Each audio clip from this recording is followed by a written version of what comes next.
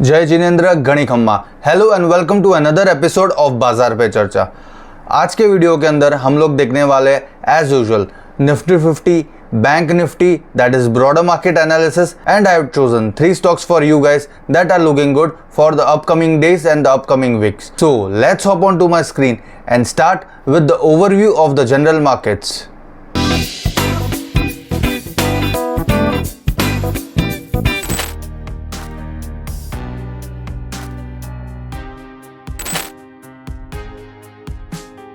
तो पिछले 1-2 हफ्तों से the markets have been under pressure.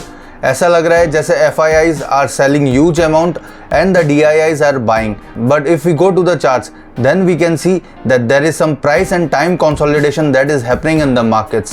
So अगर हम देखते हैं Nifty on Friday gave a decent up move of 107.75 points, that is 0.6%. that is Nifty ने एक अच्छा खासा कमबैक दिया हुआ है around 19,653 points. Moving on to bank Nifty, it gave a decent up move of 147.25 points, that is 0.3%. उसी के साथ अगर हम mid cap and small caps को देखते हैं, there has been a significant rally and a good bounce off from both Nifty mid caps and Nifty small caps. Nifty mid caps, they moved around 0.6%, that is 238.70 points, whereas Nifty small cap ने भी एक अच्छा खासा bounce off दिखाया था, which is 0.8%, that is 101.85 points. Now moving on to the Nifty and Nifty 500 के advances and declines. On Nifty 50, 41 stocks थे जिन्होंने एडवांस किया था ऑन फ्राइडे एंड 9 स्टॉक्स थे जिन्होंने डिक्लाइन किया था, वेरेस ऑन निफ्टी 500 319 स्टॉक्स थे जिन्होंने एडवांस किया था एंड 178 स्टॉक्स थे जिन्होंने डिक्लाइन किया था. Now moving on to the bottom right corner, that is FIIs and DIIs का buy and sell activity.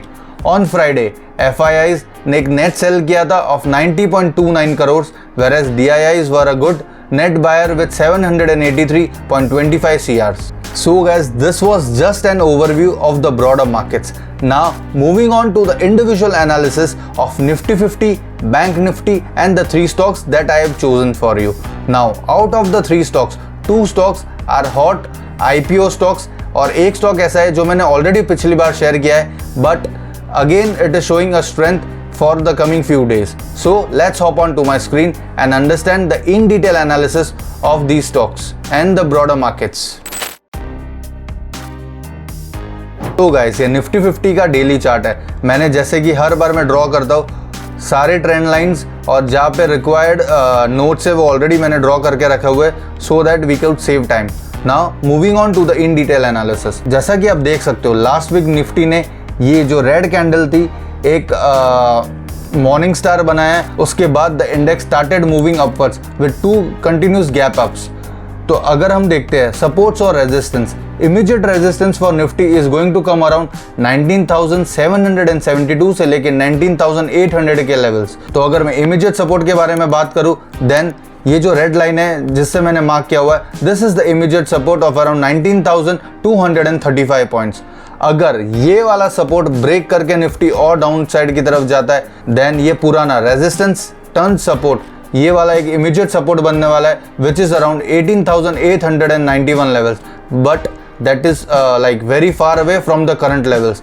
So immediate basis पे अगर हम देखते हैं तो resistance will come around 19,800 zone और उसके बाद सपोर्ट देखते हैं तो 19,235 का एक क्रूशियल सपोर्ट है, इसको निफ्टी को ब्रेक करना है for further down side.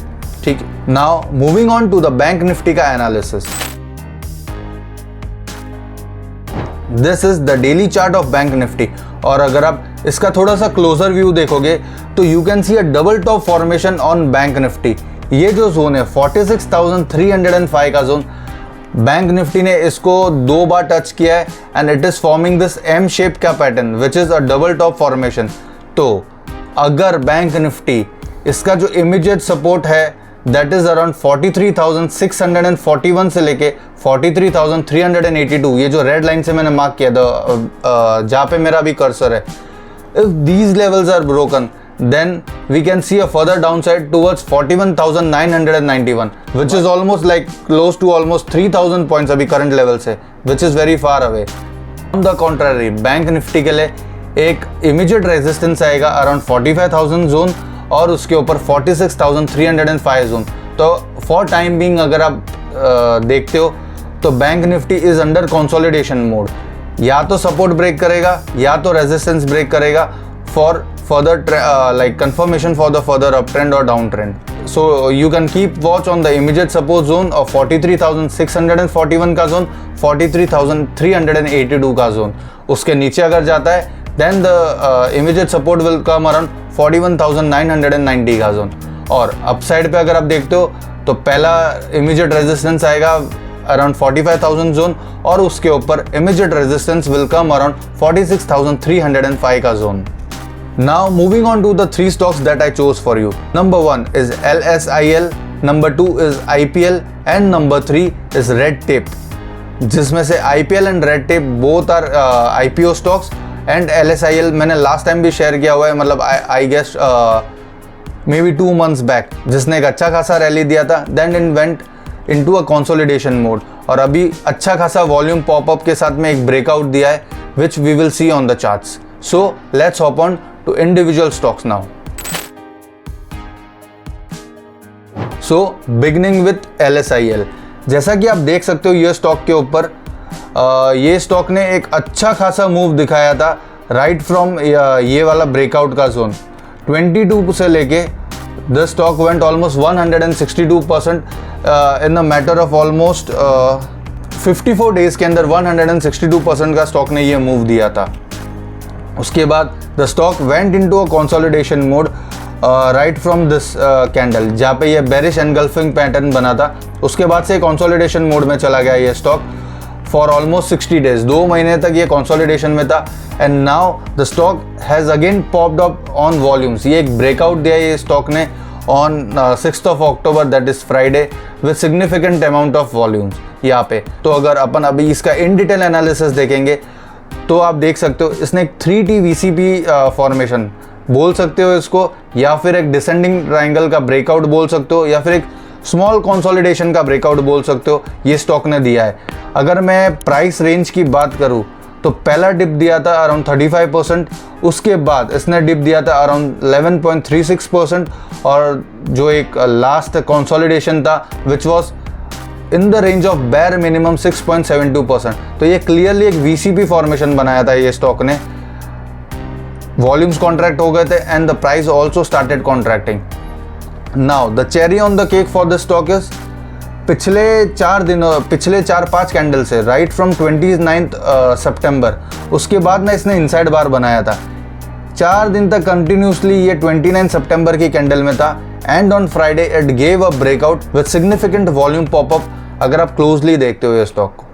So the course of action for this stock would be, अगर ये स्टॉक जो फ्राइडे का हाई है उसको ब्रेक करके ऊपर की साइड सस्टेन करता है, दैट इज 45 लेवल्स के ऊपर जाता है, then on immediate basis we are going to see 46 and 51 का जोन.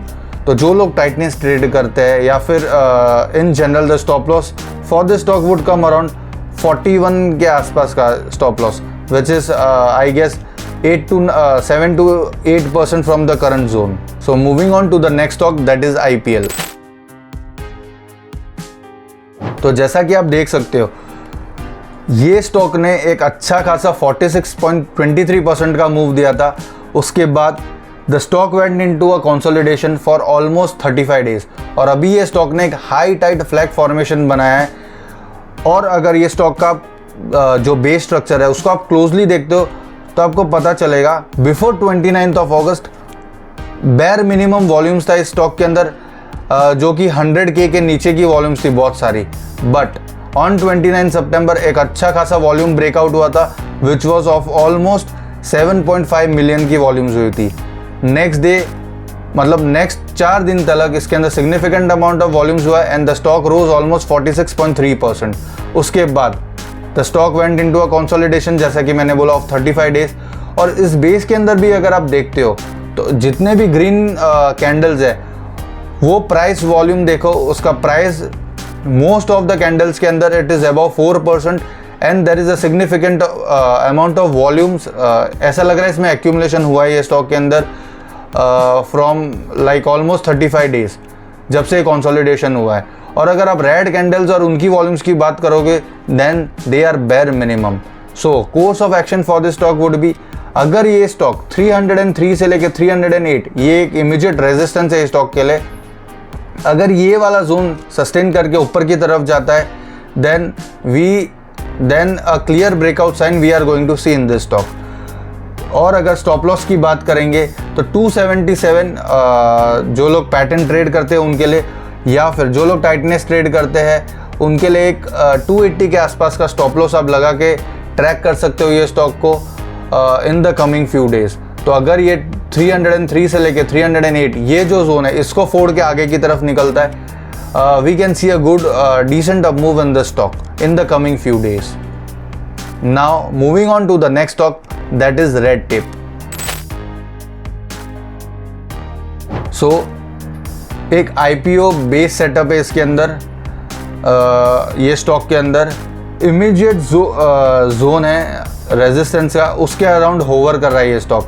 478 से लेके 488 का इसका इमीडिएट रेजिस्टेंस जोन है। अगर आप फ्राइडे का प्राइस वॉल्यूम एक्शन देखोगे तो stock rose around 8% with a significant amount of volumes.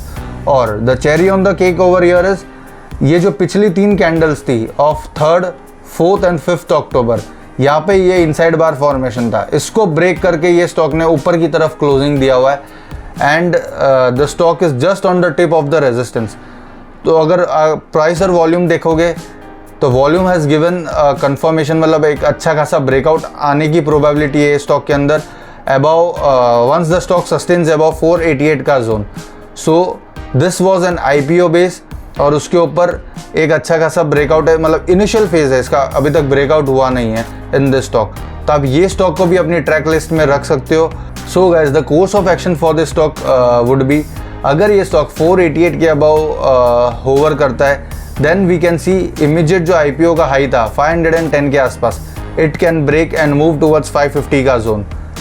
और अगर स्टॉप लॉस लेवल की बात करो तो stop loss would be coming around 445 से लेके 450 का zone. So accordingly you guys can keep the stocks on your watch list and it is not necessary कि आप लोग को यही स्टॉक्स ट्रेड करने। Find similar kind of setups, create your own watch list and trade those stocks. So guys, this is it for this episode of Bazaar Pe Charcha. I hope आप लोगों को in detail analysis of broader markets और ये जो 3 stocks है पसंद आया होगा।